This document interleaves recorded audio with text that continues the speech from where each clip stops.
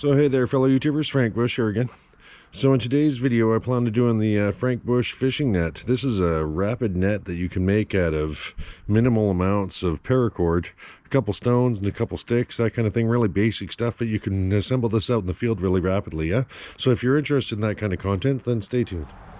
Okay, so first order business, I'll just kind of describe exactly what I'll be using in this, but you'll see as this video goes on that this example is really flexible. You could change and vary from what I've done really easily. But all I've got is my multi-tool, so I can cut the cordage as needed, lighter in my pocket for if I need to burn any ends and that kind of stuff. I've got 4 pieces of sticks. These are bamboo specific, but it doesn't matter really. They're about 4 foot in length. And then I've got just a bit of paracord. It's about 30 foot in length, you know, normally standard ridgeline length, that kind of thing. And then I've just got a couple stones that, you know, I picked up when I was out in the field, yeah? So like I say, really basic for materials. There's not much involved when it comes to that side of things, but you can see, you can turn this into some advanced fishing nets really rapidly. Okay, so and like I say, I've got a 30-foot hank of paracord here. You know, I just pulled it off the spool. If you watch previous videos, you know I've got just tons of this stuff kicking around. But needless to say, I'm going to do this in a paracord version because I think the camera is going to pick up what I'm doing a little better. But typically you can do this with bank line as well. If you've got like 3-strand bank line, you can separate them and into individual strands. And I actually prefer using bank line, but I just know that wouldn't stand out on the camera well. So I'll do the paracord example in this video just to show it. But generally speaking, if you take standard paracord, now if you look on the end, you see a bit of the inner strands that are kind of fraying out. Typically paracord, 550 paracord has 7 inner strands. So the first order business, this is these little white bits here, yeah? So there's normally 7 of those that sit inside there as individual bits of cordage, yeah? So the first order business, I'm just going to cut the melted end I did on the other end here, right here. I'm going to cut that off, and I want to pull all these inner strands out so that I have them separated from the main sheath, yeah? So like I say, normally I burn and melt the ends of the paracord. I've just cut off where I've done that melted end. And this is a standard rapid release hank that I have.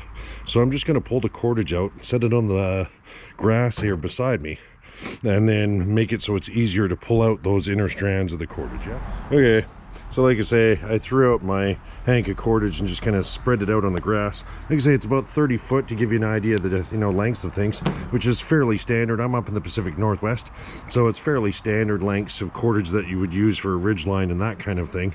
You know, when you're out east, you can get away with having slightly smaller ridge lines, but the trees are really large in the West Coast, so you tend to go with slightly longer bits of cordage. But either way, like I say, it's about 30 foot of cordage. I'm just going to bust out my multi-tool. I'm going to grab onto those 7 strands that are now sitting on the inside, and I'm just going to pull that sheath back enough to kind of get my hand onto it, yeah? And all I'm doing now is I'm going to pull that cordage out and just kind of milk it down the line to get those inner strands fully off the sheath. So I'm going to do that all the way down the 30 foot of this cordage until those inner strands are free, yeah? So I won't bother showing that on camera because it's not the kind of most elegant camera work. But either way, I'm just going to get these inner strands out so that they're separate, yeah? So to give you an idea of kind of what I'm doing here, once I got a couple of the inner strands out enough to kind of lash onto something, I've hooked it onto my fence here, and now I'm just taking it and I'm walking it out. Hopefully the camera's picking this up, where I'm kind of pulling on this outer sheath and just walking down the line to kind of help speed it up a bit, and just kind of pulling it slowly down the line, taking out the slack as I go, and it slowly just frees it up from that sheath, yeah? Okay, so 2 or 3 minutes later, I've got the inner strands separated from the main sheath of the paracord. Now the ends have frayed a bit on the paracord, which is fine. I'll just turn around and melt those back a bit so that everything's kind of sealed up. I'll finish doing I'll finish doing that off camera. I'll just let that sit. But yeah, really elementary. Takes a couple minutes, I'm not gonna lie. It takes like 2-3 minutes to milk it down. But as you can see now, we've got these 7 inner strands of the paracord that are all separated. And this is one of the reasons why I wanted to use the paracord, is because it's the white cordage and it'll stand on the camera easier.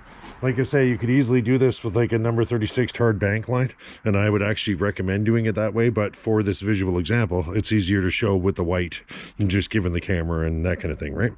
But for longevity's sake, if you've got number 36 bank line and you've got the 3 strands, separate your 3 strands in a similar kind of process. Just get the individual strands all separated so you can start to work with them as I've done here, yeah? So needless to say, I'll go off, I'll stop ranting, I'll go off and just melt the ends of this so that the fraying is kept to a minimal, and we'll start to move on to the next step, yeah? And I'll make a side note before I switch camera angles. You can see I'm doing the example kind of in the yard, on the picnic table, and that kind of thing. This is probably the best way I can show you guys this stuff. If I try to show you living examples of making these when you're out in the field, it's way harder to see. So if you're wondering why I'm kind of doing examples in my backyard instead of out in the woods and that kind of stuff, it's for your sake more than for mine. I could whip these together wherever I am, it doesn't really matter, but so you visually can see things a lot clearer. It's easier to do it with a contrasting background and that kind of stuff, and it's just gets things up high enough where I can work with them with ease to show with the camera work, yeah? So either way, like I say, I'll stop rambling and we'll kick on to the next scene, yeah? Okay, so I just rolled up that stripped, you know, sheath if you will, and now that we've got the inner strands out of it and that kind of thing, and just kind of turned it back into a little bundle so it's easier to work with. And if you don't know how I do these kind of rapid release bundles, I show this in tons of previous videos, so if you're interested in exactly how we do this, go back and watch those. But either way, I'm just going to pull out a bit now, and I just want to form little loops, and this is nothing going to be, you know, nothing complicated, but I'm going to need a couple small loops for the next step in this project. So all I'm doing here is I'm putting a bend in the line, and then I'm just kind of holding it with my finger, wrapping it, putting a little overhand knot, feeding it through the holes, popping it through as such. And really it's just to give me a loop more than anything.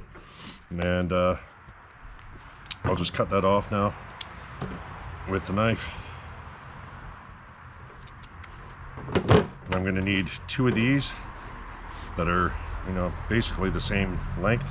So once again, just put a bite in the line, do it roughly the same length as I did the first one, and give you an idea, these are about 8 inches in length, so double that up, 16 inches, so 1.5 feet, you know, 2 foot, somewhere around there of cordage that you're going to be consuming here. So now within reason, one's a little smaller than the other, it's okay, it's not a showstopper. I can easily adjust that if I wanted to. I mean, like I say, none of this is critical. This is all really flexible in its design, and you'll see as we go through time why that is the case. And I'll just cut this one off, and now I'm going to need one more strip of this, and this one I'm going to make about 2 foot in length, maybe a bit longer, yeah, 2.5 foot say, and that's okay to be a little generous. But if you started off with closer to 25 foot of cordage, you know, you might be running into problems later on of just not having enough length, but we should be fine in this example. I'm just going to melt my ends so they don't fray too badly. And I'm not worried as we go through this project, this stuff will all get used up. So yeah, in essence, like I say, just set the hank to the side. I've got a couple loops that I've just made now, you know, in the cordage, nothing complex.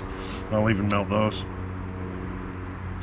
And then the third piece is just simply a length of cordage now, and with that length of cordage, I'm just going to turn around and do a little overhand knot in one end. A little pretzel knot, if you will, right? Elementary stuff. And if you watched any of my previous videos, you'll see I try to use really simple knots. I know there's alternative knots, and guys, you know, make comments on my videos about, oh, you could use this knot and you can use that knot and that kind of thing. Absolutely, you can make more complex knots. I could switch up to diamond knots and all that kind of stuff, but I try to keep it as simple as I can. When I'm out in the field, I'm not worried about making fancy knots and all that kind of stuff. I'm worrying about making gear that works, right? And showing the simplest versions just helps keep the length of these videos, which already tend to get a little long, you know, down in length as much as I can. But we've got the basic key bits now. We need to move on to the actual next step, which will be, we'll take these 3 sticks and start to lash them together, yeah? So I'll shift camera angles and we'll move on to the next scene. Okay, so I just shift the camera back, give me a bit of space, and hopefully catch it in as wide a view as I can. Just kind of set aside the stuff that isn't critical for this stage, just so that I can simplify the visuals, yeah? So we've got, like I say, that straight strip, and I've got the 2 loops, yeah? Now, I want to form a triangle shape out of these 3 sticks. So the easiest way for me to do that is I'm going to take one of these loops, I'm going to double it up on itself as such. Hopefully the camera's seeing that. Here, I'll step close to make sure. So all I'm doing here is taking one of these loops of cordage, twisting it to form a kind of figure 8 and folding it on itself, and it just doubles it up, yeah? And it gives me kind of a doubled up line. Now what I'm going to do now is I'm going to take that, I'm going to take 2 of the sticks, I'm just going to put that now over the end. I'm just going to put that over the ends of those 2 sticks just a little bit. We're only talking like 2-3 inches maybe. And now I'm going to take one of those sticks and just start to twist it and rotate it. And before it gets super tight, you can adjust things to be, but you can see now I'm just twisting one of these sticks over and over and over again. And the thinking really is, this is what I call fast lashing. It allows me to bind pieces of wood together using small loops and be able to get good tension on these points without having to get in all the lashing and frapping and all that kind of stuff that would be done in conventional fare, if you will. So like I say, I call this, you know, fast lashing because it's really simple, and I can pop these apart and use them again later on if I want to. But I'm going to get it to the point where these have been twisted pretty well, as tight as they can be, you know, within reason. I don't want to snap the wood or anything, but I definitely want to have good solid tension on those so that those pieces of wood aren't going to want to slip and they're not going to want to slide from each other. And so I've connected the one now. I'm going to kind of just pinch that between my legs, move to the next one. And like I say, I know it's not elegant on the camera to see this, but I'm going to do the exact same thing now. I'm going to take the second stick, put that here. I'm going to take the loop, double it up on itself, the second loop that we made. So I'm going to hook this one on, and I'm going to do the exact same thing now. I'm going to twist this and just roll it on itself over and over again. And we're on enough where we're starting to kind of free up my hands so I don't have to have it all. Now this looks a little awkward because visually it's going to look awkward on the camera, I know that. So I'll see if I can set that side down. And like I say, all I'm doing is just spinning this piece of wood. And as I do that, I'll come in close with the camera and show. As I do that, I'm kind of, these 3 sticks are all just getting bound together now. So like I say, I'll just set that for a second. I'll shift camera angles and I'll show you exactly what's happening in that little lashing bit. Try to catch this on the camera the best I can. But you can see there's the doubled up lines, if you will. And as we twist it, it just rolls in on itself and just becomes tighter and tighter and tighter and locks in on this wood. And so it's not like a conventional lashing, if you will, but I use this all the time out in the field. If you watch previous videos of mine, you'll see fast lashing used all over the place. So I'm doing the exact same thing on both the sticks, and then I'll show you how I connect the final one together to make the triangle. But you can see though, it uses only a few inches of cordage, and it's really quick to kind of lash these binds together. And that's one of the things about doing this kind of stuff. I don't want to take hours and hours. I want it to be really rapid. Yeah? Like I say, I know this stuff never turns out elegantly on the camera because you're just swinging sticks around, yeah? But before it gets too tight, you want to kind of adjust your sticks and that kind of stuff, get them into the place where they're only a couple inches away from the ends, yeah? And like I say, I just want to keep twisting that until it gets so tight that I'd be worried about the wood snapping. Like, that's the level of tightness I want to get to with this, right? And we're getting closer with this already now.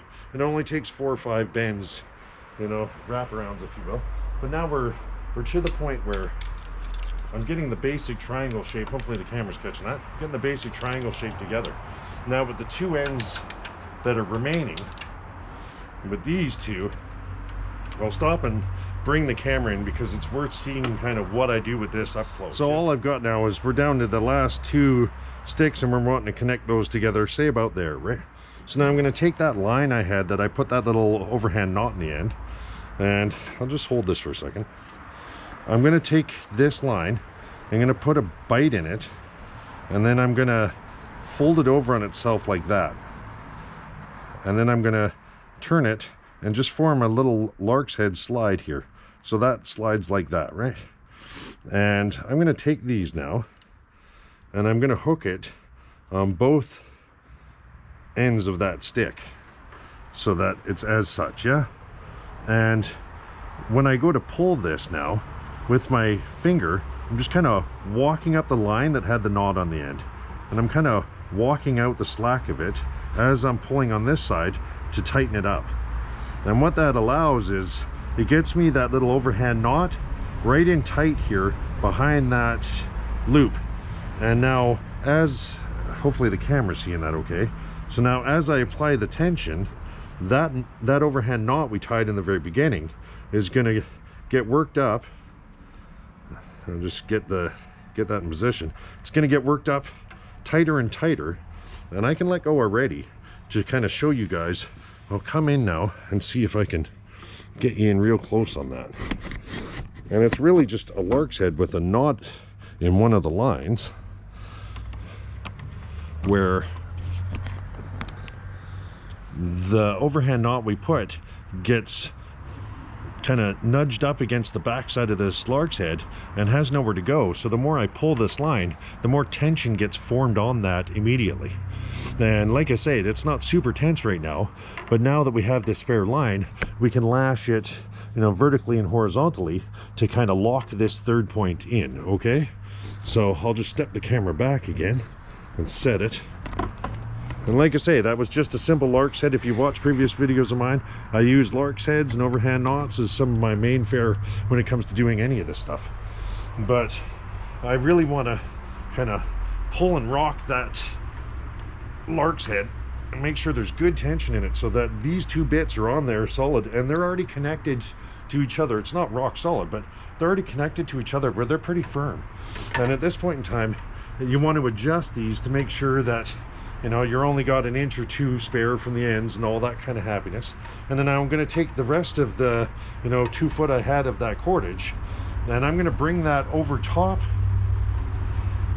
and I'm going to do that 2 or 3 times. And I'm giving this a lot of tension as I'm doing it as well.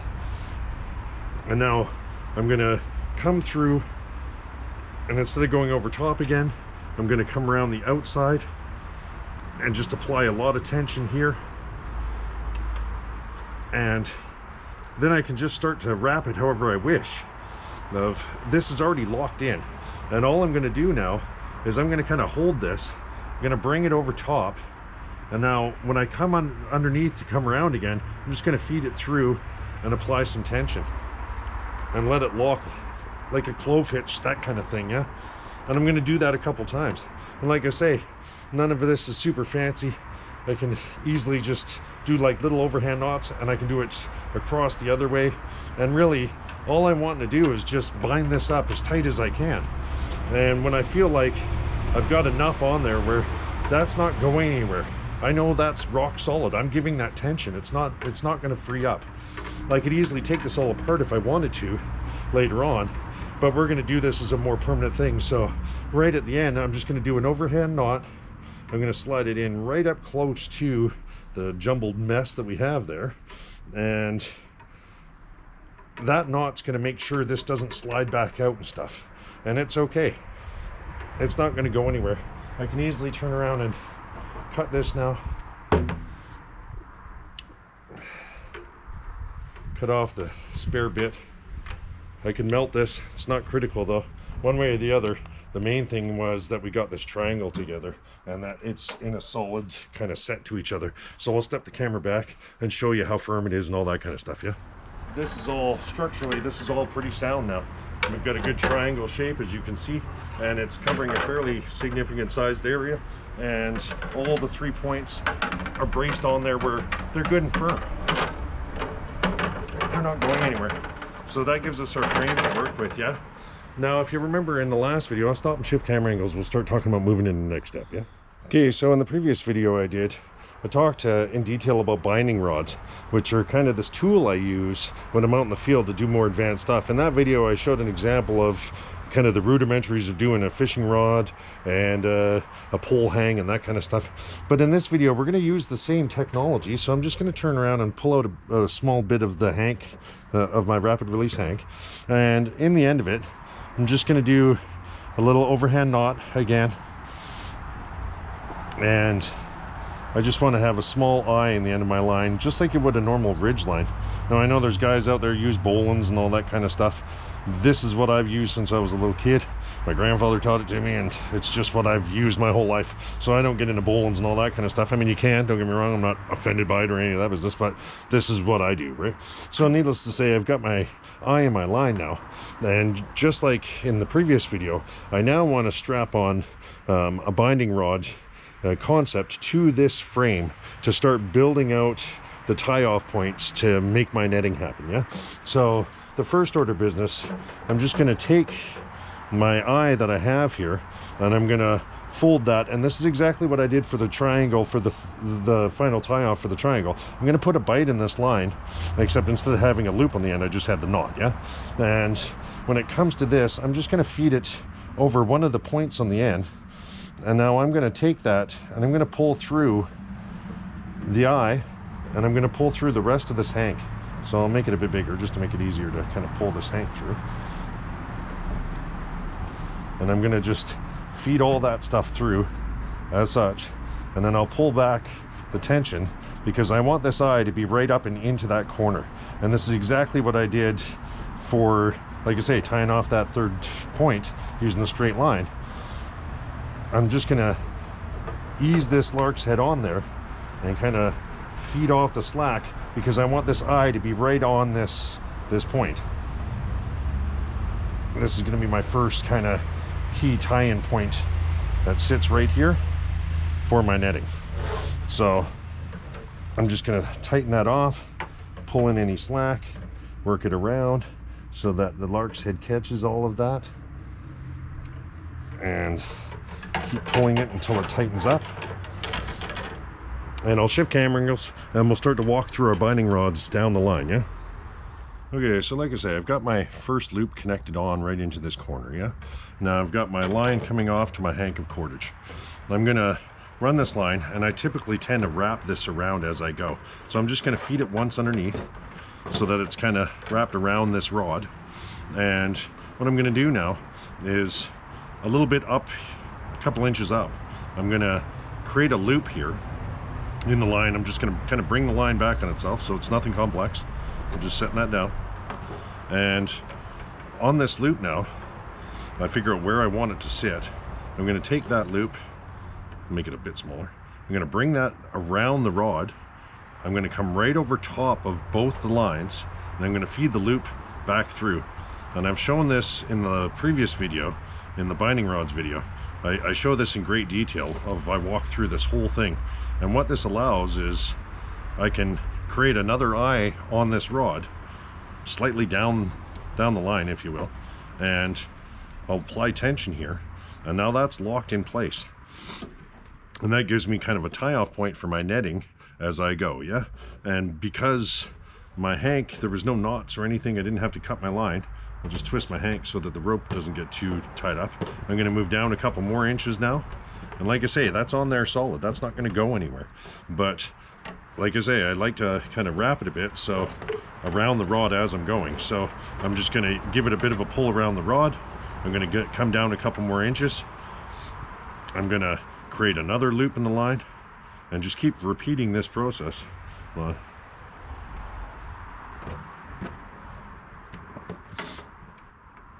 where it's only a couple inches in size of the loop.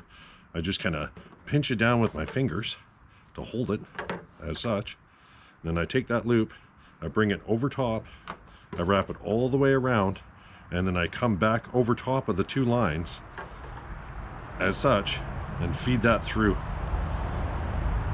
And then I just apply a bit of tension and start to kind of dress up that knot, if you will. And I've got another loop sitting a couple inches down, yeah? And I can do this over and over and over again as I walk up this rod. And depending on how far apart these are will depend on how small the netting is at the end. If you've got lots of these little loops along the line, you're going to have a really small net. It'll be better for catching small sized fish. So if you know the size of your fish in your region, you're going to want to build the net accordingly. For me, I have everything from trout to salmon that sit in the area that I'm in. So I get fish that typically are anywhere from, say, 8, 10, 12 inches in length all the way up to 20, 30 pound fish. Yeah?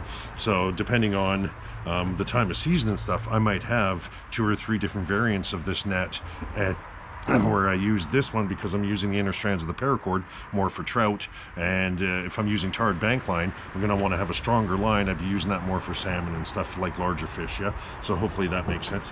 But I'll shift camera angles, I'll come in close and show this kind of example one more time up close so you guys really get a good idea of it, and then I'll just go off and whip around the outer frame doing this over and over again as we're just setting these tie-off points onto the frame. Yeah, so like I say, I'll show it one more time where I've already wrapped my hank kind of around that rod a bit, just so, and now I want to kind of pull it, make sure everything's snug, if you will, and all I'm doing is taking this cordage, I'm bringing it back on itself, and then just kind of folding it into a loop. And it doesn't matter if it's overhand or underhand or any of that business, one way or the other. I just want a loop in this line.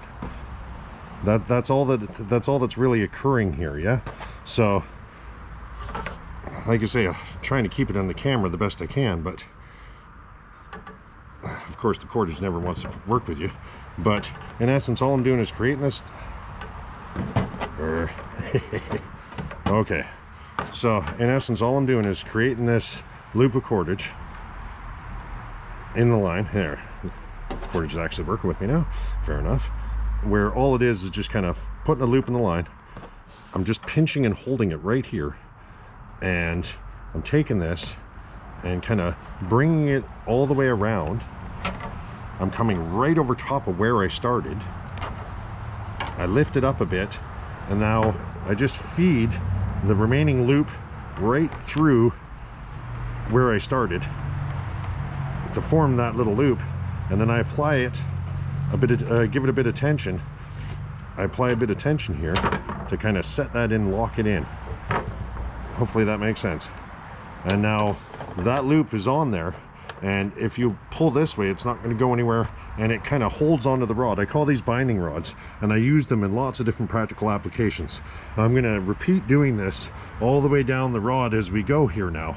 The exact same thing, so I won't bother filming all that. I'll just go off and kind of whip it together, but hopefully the camera caught that okay, and you guys have a good idea. If the camera didn't see that well, go back and watch my previous video. I do real good breakdown details showing of exactly how I do these binding rods. Yeah, but one way or the other, I'm just going to move on with this now and start to get the frame lashed up. And just to show you kind of how rapid these can be as you're going, you know, if I'm not bothering explaining everything out in granular level detail, you can do each one of these loops in a matter of seconds. And it really doesn't take that long to do this stuff. Like I say, I'm going to set it, pull a bit more of my hank loose, I move on, I want to bring my hank under, so I'm wrapping around the pole. I'm already on to the next one, put another loop, I wrap it around the rod, go right in underneath both, pull it through, and set it. And dress it up so it looks nice, and that eye stays firm. I'm kind of pulling out on the eye as I dress this up, just so that the eye stays a half decent size. Yeah, move on to the next, throw it under once, so you can see in a matter of seconds, I've almost got the one side of the 3 done. That's how quickly this stuff can start to come together when you're just out doing it. Like I say, it always takes me longer when I'm explaining things out and trying to get the concept across as clearly as possible. And it always takes just more time, yeah? But when you're out in the field doing this, you can have this together pretty damn quickly.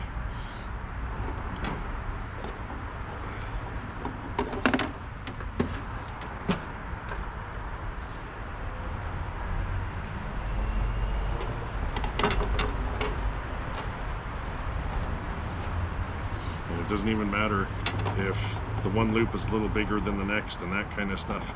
As long as the only thing that's critical when it comes to these loops is really, I mean, obviously you don't want to have them be too big or can make the netting small on the inside.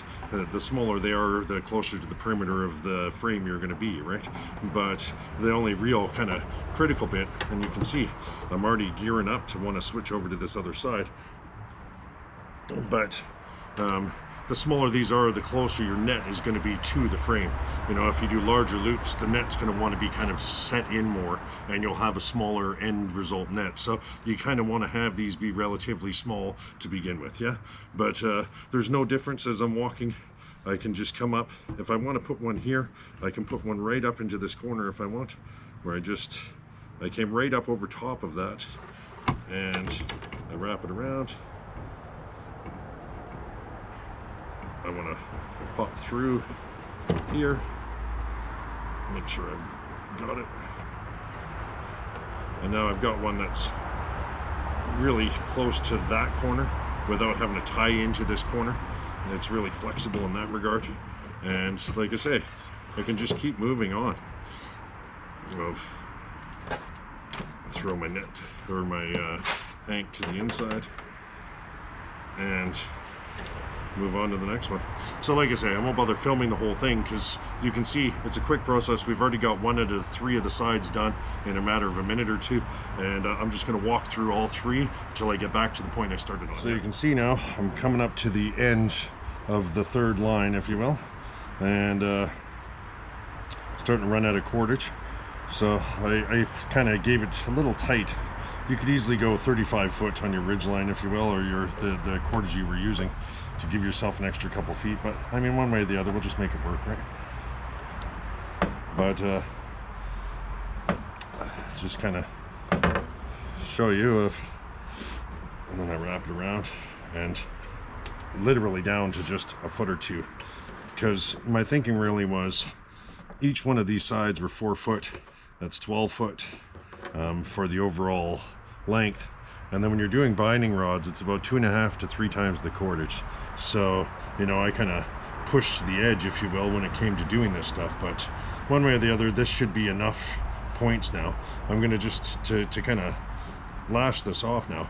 I'm just going to wrap that around a couple times and come up to the point where I'm back to this corner. So I've got binding point here, binding point here, here, here, all the way around, right? And so there is no loose line. That line that I'm using on the end, it's really simple to just kind of bring it in, give it a good lash here just to kind of tighten that off. Now I can do a clove hitch or any of that kind of stuff right at this point to tie that off, cut the loose end, and be done with it, yeah? And now we've got and I'll do that off camera. I'll just go finish that with a clove hitch, but I'll step the camera back now and show you. Hopefully we're able to see that okay. Where this took about 10 minutes maybe to put these binding lashes on there, the binding rods. And now I've got points all the way along here, every couple inches, yeah? And they go the entire perimeter of that triangle. So like I say, I'll go off and just do a little clove hitch on this end just to tie it off. It's a fairly basic knot. I won't bother going through all that in great detail, but and then I'll just melt it off, and then we'll move on to the next step now that we've got this kind of overall framework. Okay, so now let's get into the actual netting part of things, yeah? So now I've got one of those inner strands of there was those 7 inner strands we pulled out earlier, and I'm going to take one of those now, and I'm just going to take the end, and just like we've done previously, I'm going to put a little bend in the line. I'm just going to wrap it around my finger and create a little overhand knot and just feed it right through there, just so I get a little loop. Yeah, and that's on there good and solid now. That's not going anywhere. And now what I'm going to do is take this now, and the very first loop we started way up in the corner in the beginning of putting the binding rods together on the outer frame. I'm just going to take that loop, I'm going to feed it through a little bit, then I'm going to take the rest of its line and I'm going to pull it through that loop and just pull through the 30 foot that we had. And now that allows that line to be connected on to that loop as such. So now that's on there, it's not going anywhere. I'm just going to turn around and burn off the little bit that was hanging from the knot there. I'll just take that off. And to give you an idea, each one of these white lines from the inside of the paracord, it's going to be give or take about 50-pound test. So you know, it's a not bad strength, right? Of, like I say, if you switch up to the tarred bank line and you're using one of the inner strands, it's more of closer to a 100-pound test. So it's definitely stronger in that regard, but I know this will stand out on the camera better. So the thinking really though is I'm going to take that white line now and I'm going to feed it through each one of the loops we created on the binding rods. I'm just going to pull that all the way through each one.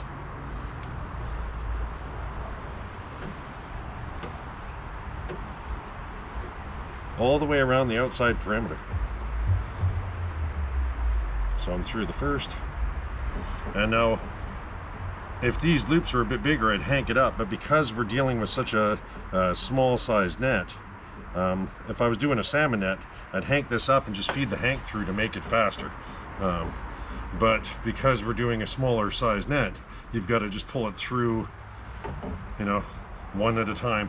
So it's a little bit more time consuming, but all I'm doing now is literally just going through each one of these eyes one at a time. And you know, to speed it up, I can even go through a couple of them because it is fairly easy that way, and just feed them through as such.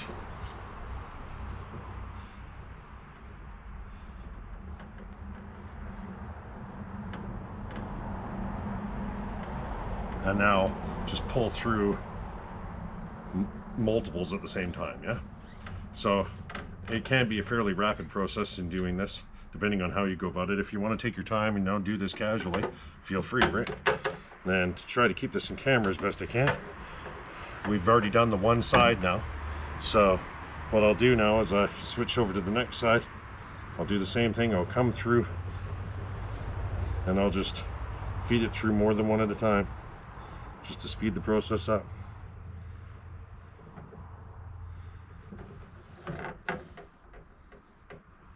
Now this is going to be very similar to the Native American dream catchers, if you've ever seen those before, where they'll use those for decorative stuff and that kind of thing, for around homes and that kind of stuff. Yeah, this is pretty well following the same kind of premise, just on a larger scale. Yeah.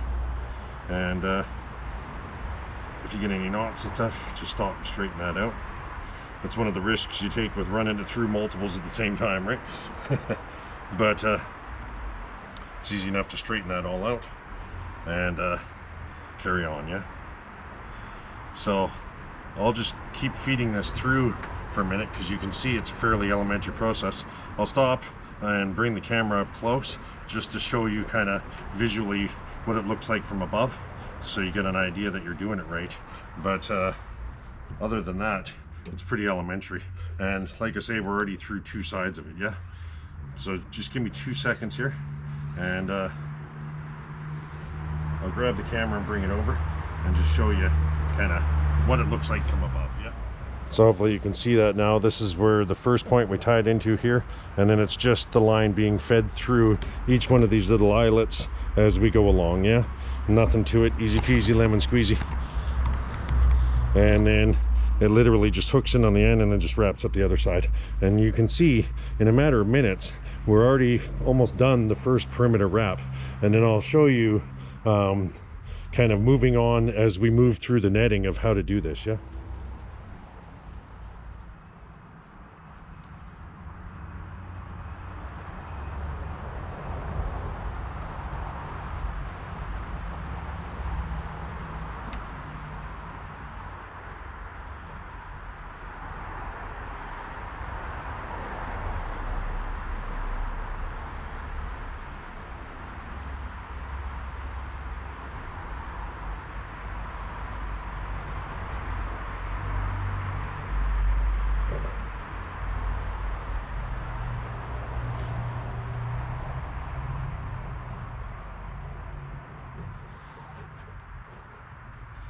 Now, just that easy now. With a single 30-foot strand, we've already come the entire perimeter around, yes? So now, we're gonna wanna hook now into the next line. So I'm gonna just loop it through the very first loop we started. I'm gonna hook onto there first off, so that everything's kind of lashed off. And then I'll come in close and I'll show you exactly what I want to do as we move around these layers moving forward. Yeah. Okay, so now that I've got that first outer loop done, this is the line that kind of came up to the point, back to the point we started on, and I've still got line on here. I've still got, you know, a good 15 foot or so. So now what I'm going to do is take this line, and then when I want to come back down the line that already exists, I'm just going to take this line, I'm going to come to the first strip in between the two binding eyelets. I'm going to feed this line underneath and through and just pull it through here.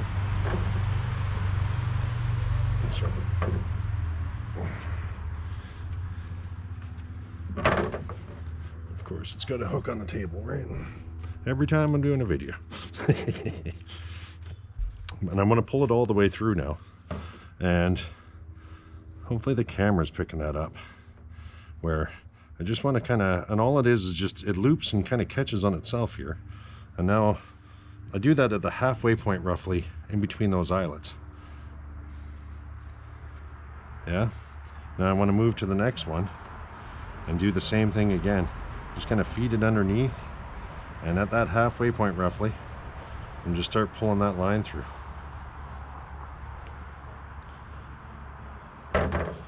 And again, I just want to pull the whole remaining of the line through without it getting jumbled up too bad on itself.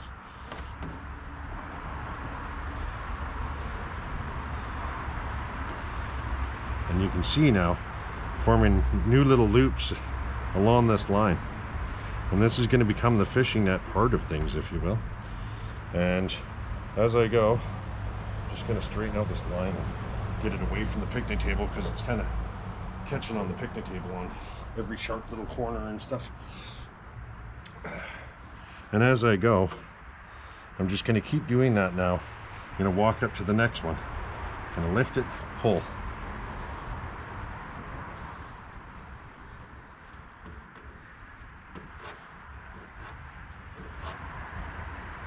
And now this becomes quicker as you start to run out of the line, because we only had the 30-foot bits to begin with, if you will.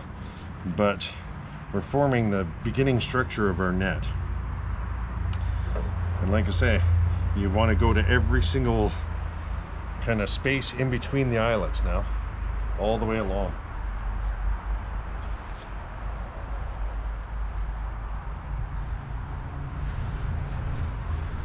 I'll move up to the next one.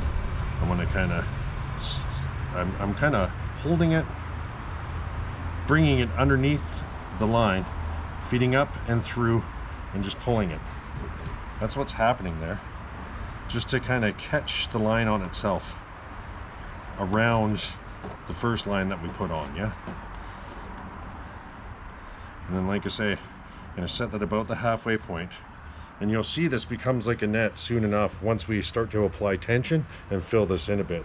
So I'll shift camera angles, straighten out my corded situation so that I don't keep catching on the table, and we'll carry on, yeah?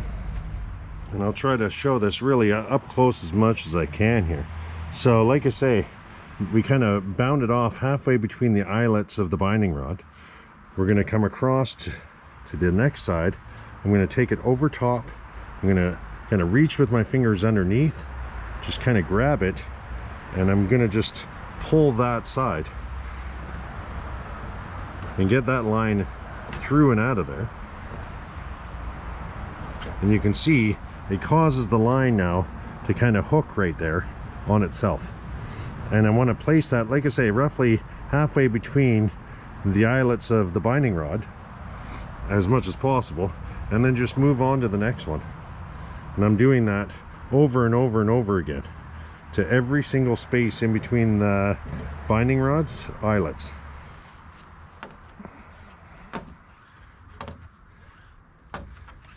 And we're going to go around the entire perimeter doing the exact same thing. And then if I see that it's kind of off-centered, I want to stop and kind of center it the best I can. Move on to the next one.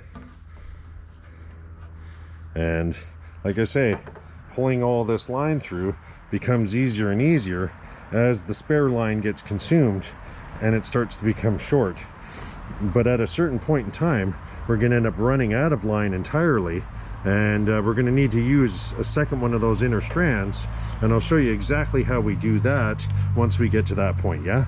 So until we get there though, I'm just going to turn around and do exactly as you're seeing over and over again.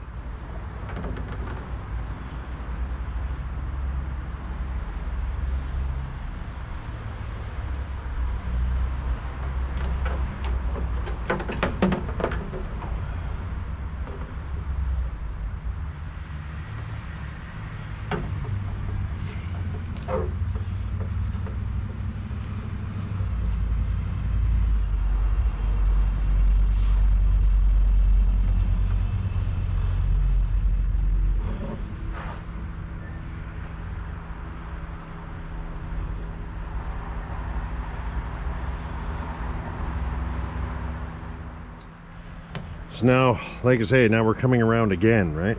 So under that premise, we're going to have ones that we already set for the halfway between the eyelets. I just want to do the same thing now here again, where I'm going to hook over top, I'm going to come underneath, around, and catch onto there, just as we've been doing. But now I'm catching on to that perimeter line of cordage that we did, and you can see we start to get these net formations, yeah, where little triangles start to pop out, if you will. And now it'll be the same all the way along.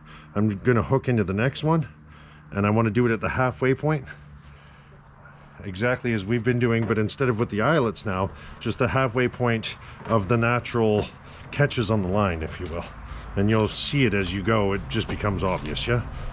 I keep catching leaves off my yard, and I'm trying to stay out of the camera so you guys can see it as much as possible. I can see the next one now is going to be right where that binding line was, the eyelet there. It's going to end up sitting there, where I'm just going to do the same thing. I'm hooking, pulling through my spare. Like I say, I know I'm doing this a little awkward because I'm trying to stay out of the camera as much as possible so you guys can really see. I want to set that to that halfway point. Okay, so we're coming up to the end of the first strand of the 30-foot inner strand that I was using. I'm down the last couple feet of that, yeah? So, you know, you could do this a few different ways. You know, fisherman's knot is the classic, typical way, but I'm going to show you, just to keep it in continuity, we're just going to put a little bite in the line. We're going to do a little overhand knot here, and I'm going to feed that back through itself, just so it forms that little eye. Classic stuff there, real simple. And I find 99% of the stuff you see done in my videos. I'm not here showing like how fancy of knots I can do, and don't get me wrong, I can do a lot of fancy knots, but I do simple knots that I know are easy to do when your hands are cold and you're out in the wilderness and your dexterity is not that good. I know simple knots like this are king.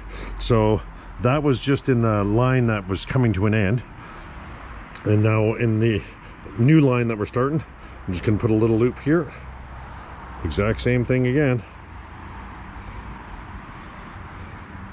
feed that through, because quite often if you're in an emergency situation and you're being forced into a situation where you're making a survival net like this, the likelihood is you're not going to be in ideal conditions. You're going to be weak, you're going to be worn down, the cold weather's probably got to you, there's going to be rain and, you know, non-suboptimal conditions, if you will, in that regard.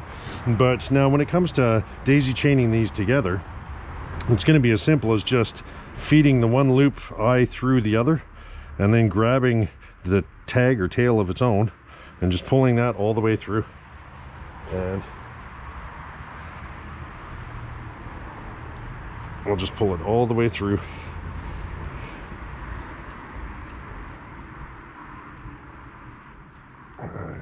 Jumbled up in a bit of a mess at the end, but that's okay. I'll straighten that out in a second. And you can see though that those two loops just come together and it forms like a clean connection that way. And now I'm off and on to my next line, right? And I'm able to carry on continuing my pattern. And like I say, I'm just doing the exact same thing here over and over again, where I'm now into that new piece of line and just pulling it along.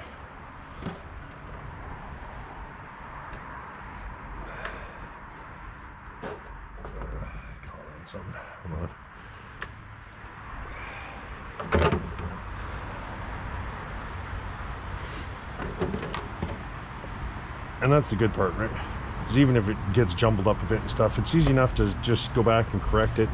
But you can see, hopefully the camera's picking that up, where we're starting to get a real kind of net look, if you will, right? And now I'm just going to keep doing this over and over again. As I walk around the perimeter, I can see that I've got another line here, but it looks like that's starting to get small. I can easily just skip that one and hook into the next, because I know if it gets to the point where it's too small for a fish, there's no sense in having it, right?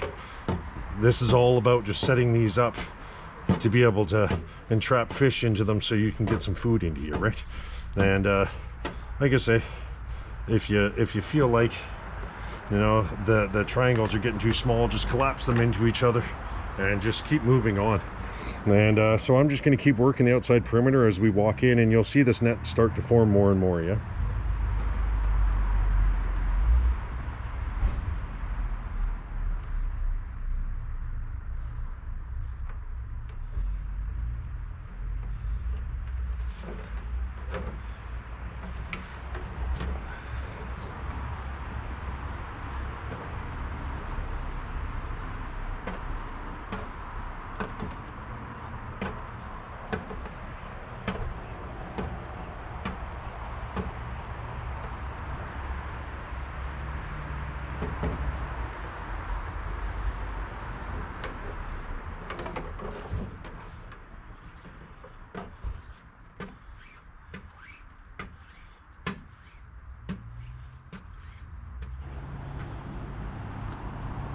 Okay, so I've looped around a couple times now, following the exact same process that I've been doing throughout the video, yeah?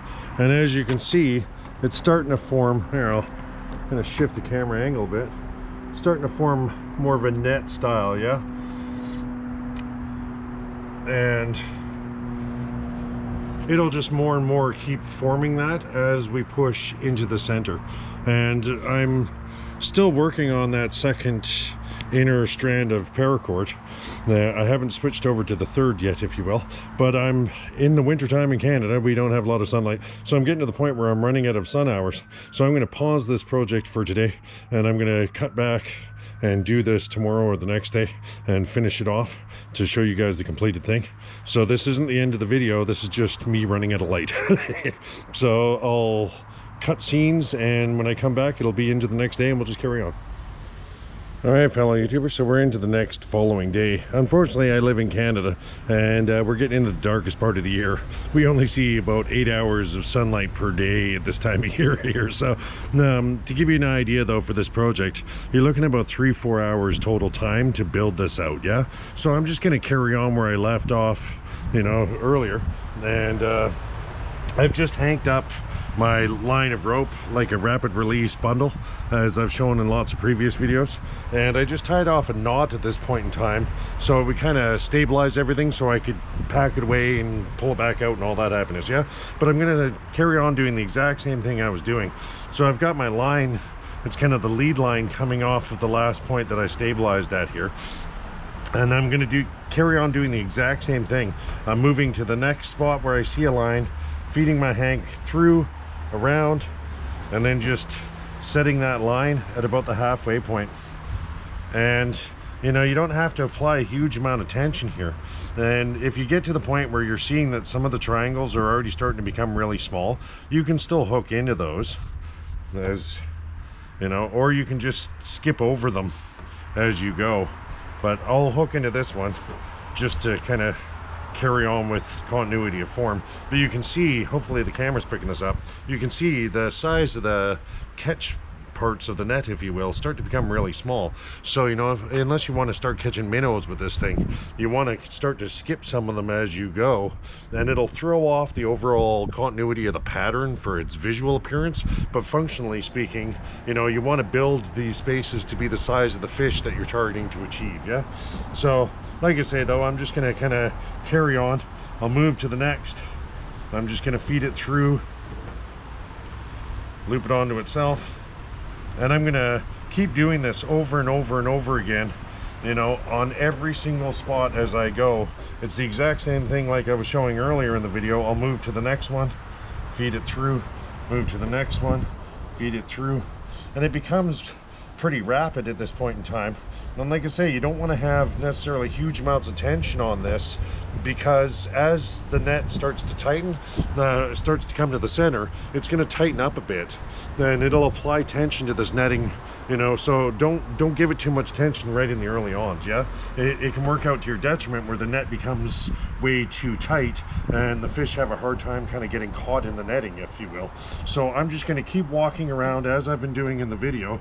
I just wanted to retouch on this and show that, you know, and make sure it was crystal clear. I'm still going to carry on doing this, and as you go, the tension will start to pull these out more and more and more, yeah, just on the nature of how they'll kind of pull into the center, yeah? So I'm just gonna, this is a repetitive process, I'm not gonna keep showing it.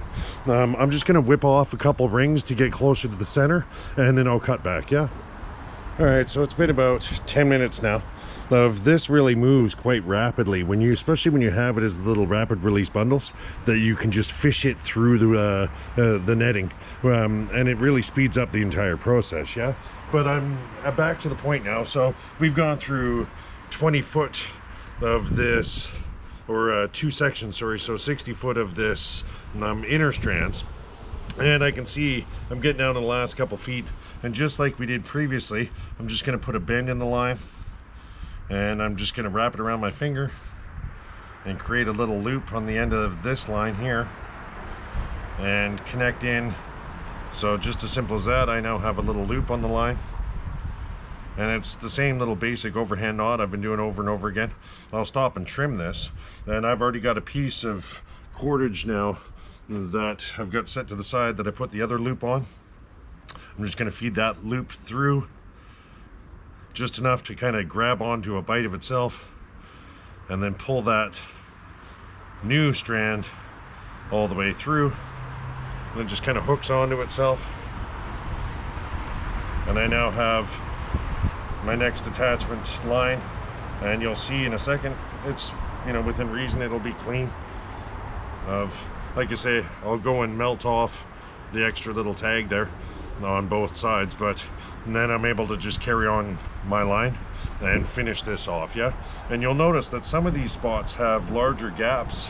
You might be able to see that on the camera half decent, where there are significant sized gaps. At the end, we'll go back and fill in any of these larger spots where we feel like they're too big to be able to actually successfully catch a fish and that kind of thing, yeah? But like I say, I'll go trim this up, I'll put it back into a rapid release hank and wind it up tighter, and then I'll show you how I kind of fill in the larger gaps, just because we're using the triangle shape. If this was a round shape and you would take in, you know, a stick of wood and wrapped it into a round shape, this doesn't happen as much. But because we're working with triangles here, it does. But it simplifies the build out when you're working with the triangles as well, yeah? So, you know, half dozen of one on either side, yeah?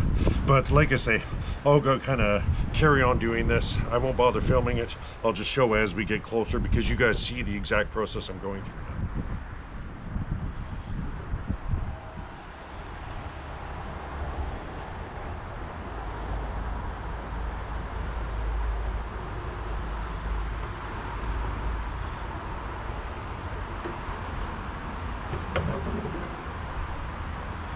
So I'm going to start skipping some now. As I get into this center, it's going to start getting smaller and smaller. So I'm skipping every second one or so. And like I say, it's all about just gauging this to be closer to the size of the fish that are going to be in your region. So that's really the critical bit, right? You know, you don't want to build this out for salmon when you're fishing for trout, you know, or build it for trout if you're fishing for minnows and that kind of thing, right? You know, so it's okay to skip a couple. The pattern's going to look like it's gone skewed, but functionally speaking, it's still going to work just the same. And you can see that as I come into the center, it just all starts to kind of come together really quickly, yeah? And you can see by using these rapid release hanks that it makes it easier to manage the cordage, especially with longer cordage, yeah? So, like I say, I just want to kind of keep making sure that they're pretty well sitting in the center, but they'll self-correct as the tension starts to sit onto them regardless. But now I'm getting in close to the middle, yeah? And I'll just do one or two more here just to kind of bring it to the point where, for all intents and purposes, I'm locked in now to the middle enough where everything can start to hold. That would be good enough size for the fish I'd be looking at catching. So what I'm going to do is just turn around, and I've put my loop in there. In fact, I'm going to set this one back out a bit and just take that back out to here, just so we got room to work with, because it's easier later on to weave in extra as we go, yeah? But where I just wrapped over this kind of point as I have all the way along, I'm just going to come back over that again and create like a locking little catch point here, kind of give it a bit of tension to that line so that it's holding on its own accord. And now where I see that there's bigger spaces here, it's easy enough to just take this and now, you know, kind of shift camera angles. Well, I'll shift my netting position to me, if you will. I'm going to come through up into here, okay? So when I want to cross any point, I've got to make sure that I kind of come around, loop through, so that I'm going to lock onto that point. Because now that the net's kind of pre-existing, I want to have it where this is going to be locked into place here now. And I'll do the same here where I kind of come, and now I want to wrap underneath and kind of hook it on so it becomes like just a little overhand knot that I'm setting onto each point, just to make sure that it kind of holds to these points a little better, yeah? And every single line you cross over, you're going to want to do that in. So it becomes a little bit tedious, but it's only 5-10 minutes worth of work, because like I say, we're almost at the end of this net now, yeah? So I can see that I'll come out this way, cross and through. It's arbitrary how you want to do this. You just don't want to have it be where the holes are so tiny a fish isn't going to fit through. as much as possible. You're gonna have that with a couple of them, and it's okay if they're a little loose even, because you're wanting the fish to be able to swim into it and get entangled into it. Yeah, you don't want it to be this kind of tight visual thing. Just visually it'll look more appealing, but functionally it'll be less functional if it's really tight. You want to have it be fairly loose, so as the fish swims in, it gets caught into it, and the net itself has some wiggle room. Yeah, but like I say, I'm just going to keep working out towards that big opening that I can see that I want to kind of close off a bit.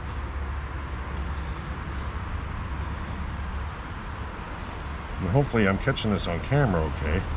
And now when it comes to this one, I can go, you know, there's lots of ways you can go. None of this is kind of set in stone stuff. You do it all by feel, where I'm just going to hook onto that line, and I'm going to come across to this one, and anywhere I'm kind of locked into a smaller dream catcher, I don't have to do that finished knot, because the tension's going to help hold that. So, and as you can see, hopefully the camera's picking this up, that when I come across this one now, I know as I pull, I'll just hook this through. As I pull, I'm going to want to knot this one, because we're kind of at the end of this little inner circle, yeah? And then, like I say, I'll walk out any big points I have. It's easy enough to just tie a little clove hitch at any one of these points, cut the line, and shift and fill in any of the vacant spots that you have. So I'm just gonna carry on a little bit more here, where, like I say, I just want to have it be this kind of overhand knot that's being set on to each one of these. And I'll come across, go underneath and through, gives me my little overhand knot. And you can see now the netting that was in this area had a fairly large gap that was right here, and that was a substantial one. And just by adding in these couple fill points, I've now, and I can easily, like I say, I've now closed it up, because a lot of the fish I would be going for in this area would be more trout sized. You know, I would build a larger one. I'll show that at the end of the video. I already have a larger one built. I actually built it for my daughter as a volleyball rebounder, but to show you, you can scale these things up. But as you can see, it doesn't look the prettiest here, and it's easy enough to adjust some of these knots so that things sit. But we're now just kind of closing in the net, if you will. So visually it's going to look a little bit off here and there, but functionally it's still going to work. So I'm just going to go and close in any little arbitrary gaps we have there, and then the net part of this is functioning, and I'll show you the next step of the process. Yeah, okay, well, I thought I should add this into the video too, just because, I mean, all this stuff becomes really loose and easy, right? So like I said, we kind of put some extra lines in through where the gaps were large. And I'm just going to turn around and grab my multi-tool, and going to come up and just cut off, you know, a foot or so of the line. I'll just set that for a second. And now, like I say, when it comes to in through here, just tie a couple overhand knots. It's really simple. You can put in clove hitches, you can do fisherman's knots and other stuff, but to me it's like the simplest and easiest wins in the end, right? Especially when your hands are cold and you're out in bad weather. I'm just going to put through a knot, set it right up close to there. And the reason why I did this, like I said, this netting kind of moves and shifts, and that's okay. You want it to do that, right? But it'll only shift to a certain point, and that's kind of the key part, right? So needless to say, I'm just going to cut this off, because the bigger portions that are down here, I don't want to necessarily have to run across all my lines that are already getting small. I just want to start and work through a big area and then cut it off. So I'll just melt this down, cut this off, melt it down, and then I'll show you how I kind of strap into these pre-existing. Yeah?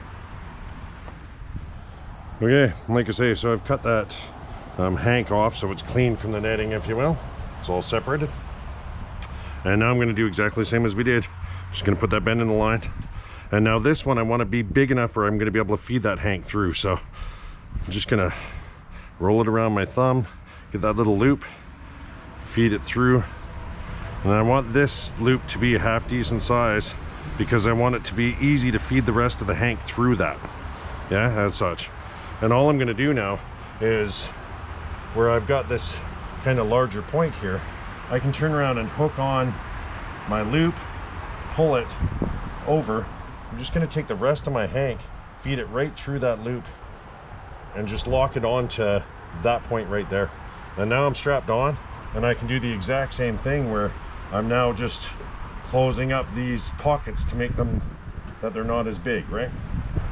So bring my hank around, gonna pull that, and just like I was talking about before, I actually want to turn around, and instead of just looping this as I've done right here, I want to bring that so that it's a full kind of knotted point onto there. So I'll just bring it around again, feed it through, and just pop it right onto there so it's kind of locked onto that point. Yeah. And like I say, I don't mind if there's a bit of slack here and everything else. It's okay. I know that one way or the other it's going to hold there. And I'm going to do the same thing. I'm just going to close up these larger gaps. I'm going to run a line through here, close up the larger gaps, just so we got nothing that's kind of too overtly big. If I wanted to, I could pull that over here and lock it into this existing point. And you're really wanting to connect point to point, if you will, as much as you possibly can, right? Then that way, then that just, like I said, it just tightens itself up. So I'll just hook into here. And it's absolutely 100% arbitrary where you're hooking into. If I see that, oh, I don't want to go through any of those, I can run parallel to the lines as long as I hook into the points that are sitting there as well, right? So I can connect to that point.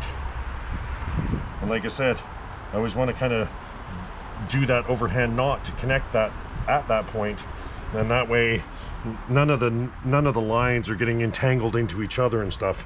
But you can see from this point I can go off to wherever I want, right? And just keep working it through until you get it down to the size you want it at. You know, already with this net, it's close to the size I'd want it at. I'm doing things a little smaller than I'd even want to, just to show the example more than anything. Yeah. Okay, so like I say, within reason, I've managed to get this net of the netting portion of it all together and stuff. I'll show you a couple finishing touches now you can use when you're out in the field. Like I say, we still have half decent amount of those inner strands. We still have a half decent amount of that left, right? You know, realistically, we've got what, 60-70 feet at least. You know, I don't want to bother doing the math, but at least 90 foot or something. I think we got 3 or 4 inner strands still left, right? So, but we're going to use some of those as the finishing touches. So like I say, I'm just kind of leaving this on the picnic table because I know that these lines show up difficult on the camera. Then the picnic table gives me probably the best contrast of anything in the area, but hopefully that gives you an idea of how to do the netting portion.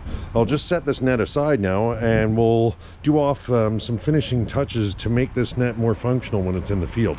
You could easily just cram this into a creek, you know, a little stream or something at this point in time, and you're going to catch fish, right? But I'll show you some tricks that you can do to kind of expand it to make it a little more easy to use. Yeah. Okay, so it's starting to rain pretty good. Of course, I live on the wet coast, right? I mean west coast, you know how it is. So I've just got this little hank of the inner strands. I'll pull a little bit of that out just to have a bit of room to work with. Now the thinking really is, I went and picked up some, these are small, but you potentially want to go with larger ones, yeah? But I went and picked up some small, longer, kind of longer stones, where they're long, thin stones. So, you know, when you're out in the field, you want to look for stones that are a little longer, a little thinner. Because this is a wooden frame, it's going to want to float on the water, yeah? So in order to kind of make it easier on ourselves, you want to have sinkers attached to your net. So the thinking really is I'm going to put a bite in the line, and I'll make this side half decent size, and I'm just going to kind of pull them together as such, yeah? And now the thinking really is, I've got a bit of a tag end that I'm going to leave sitting there, but I'm going to take now my hank and I'm going to tightly wrap that around this stone as such. And I'm going to want to really make sure that that's bound on there good and tight, okay?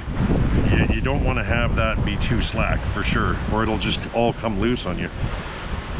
we're about to enter a winding rainstorm here, so I'm running out of time to film before it just turns really ugly. But the thinking really is, I'm just going to wrap that, you know, good and tight. I'll kind of make sure it's hooked on little catches on the stone. There'll be natural little spots that it kind of hooks onto, yeah? And now I'm going to want to take that bundle and I'm going to want to feed that through the loop end and just kind of pass it through there as such. And now I'm going to want to take the other end and just pull, and I want to apply tension, and that'll catch on that the hank part. That'll catch on that and start to pull it tight. And I really just want to pull this nice and tight onto this bundle so it's got good tension, so it's kind of locked on, yeah? So I'll give it a good pull on both sides. It's on there good enough. And now up this line a bit, all I'm going to want to do is, yet once again, I'm going to turn around and create a nice big loop here. You know, it doesn't have to be small. This can be a half decent sized loop. So I'm just going to wrap it here and set that loop in place. So now that loop is there and that rock is tied on. It's not going anywhere, yeah? So I'm going to do that to both of these stones, and then we'll hook it onto the net. I'll go and cut off the loose bits and do off this other stone, and then just have a pair of those, and I'll show you just hooking them onto the nets. It's real easy. Like I say, I'm not overly picky about these. These are just weights that we're going to be attaching to our net to make sure that our net sinks down into the water. So like I say, I've got the first one done off, where all it is just that rock is strapped on with a large loop onto it, yeah? We're going to do the exact same thing now for the next stone. Turn around and put a bite in the line, take that stone, make sure my bite in the line's fairly generous, squeeze it. I'm going to take my hanked bundle now, just bring it around that stone half dozen times or so, as tight as I can get it. And I'm going to take the rest of the hank, feed it through that loop, pass it through the loop, and then take the other end and pull so it applies tension and just kind of locks up that loop onto, or that hank onto this line. I'll just cut off this bit of spare end. This is just a really easy way to make sinkers. And like I say, when it comes to the loop now, be fairly generous with it. You don't have to be tiny, you know, give it a good 6-8 inches on your loop. I just put a bite in the line, wrap it around my finger, feed the rest through, little overhand knot, right? Nothing to it. There we go. That loop sit on the line, because these are disposable, right? These portions, you can make multiples of these and have them attached all along the bottom, however you want to do this. You can do the same with wood and have it where I attach one to the top as a float. So I'll shift camera angles and I'll show you just how to strap this onto the net, yeah? Okay, so now we've got the triangle where I've got the wide part towards me. I'm just going to take these stones now, and with these stones I simply just feed the loop through here. I take the stone, feed it through, and then allow it to cinch up, and it's locked onto that corner. And these stones can just hang off of that side now. And I'll do the same on the other side, yeah?